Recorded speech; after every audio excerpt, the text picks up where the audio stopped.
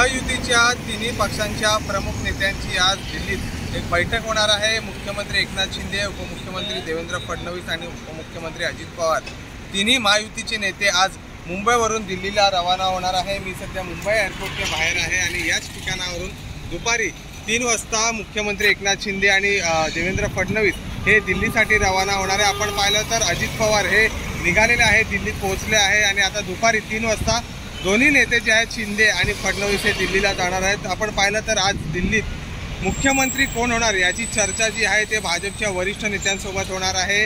केंद्रीय गृहमंत्री अमित शाह यांच्यासोबत महायुतीच्या तिन्ही पक्षांच्या प्रमुख नेत्यांची बैठक पार पडणार आहे आणि आज रात्रीपर्यंत जे आहे ते असं सांगण्यात येत आहे की महाराष्ट्राच्या मुख्यमंत्री पदाच्या चेहऱ्याबाबत शिक्कामोर्तब देखील होणार आहे।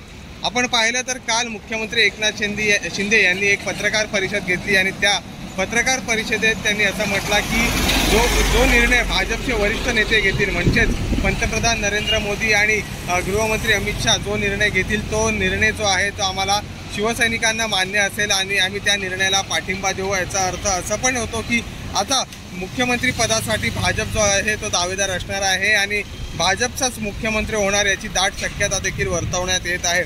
तर आता मुख्यमंत्री कोण होणार, देवेंद्र फडणवीस होणार की दुसरा कोणता तरी नेता भाजप ॲज अ सरप्राईज म्हणून महाराष्ट्रात देणार? कारण की आपण पाहिलं तर यापूर्वी देखील भाजपने अनेक राज्यात जे आहे ते ॲज अ सरप्राईज पॅकेज म्हणून दुसऱ्या नेत्यांना संधी दिली आहे। तर यावेळी देखील भाजप कुठल्या सरप्राईज पॅकेजमध्ये आहे का किंवा देवेंद्र फडणवीस हेच महाराष्ट्राच्या मुख्यमंत्री होणार याकडे देखील आता सर्वांचं लक्ष लागलेलं आहे। परंतु त्यापूर्वी जी आहे ती दिल्लीत एक महत्त्वाची बैठक पार पडणार आहे आणि दिल्लीत आज ठरवण्यात येईल की महाराष्ट्राचा पुढील मुख्यमंत्री कोण होणार।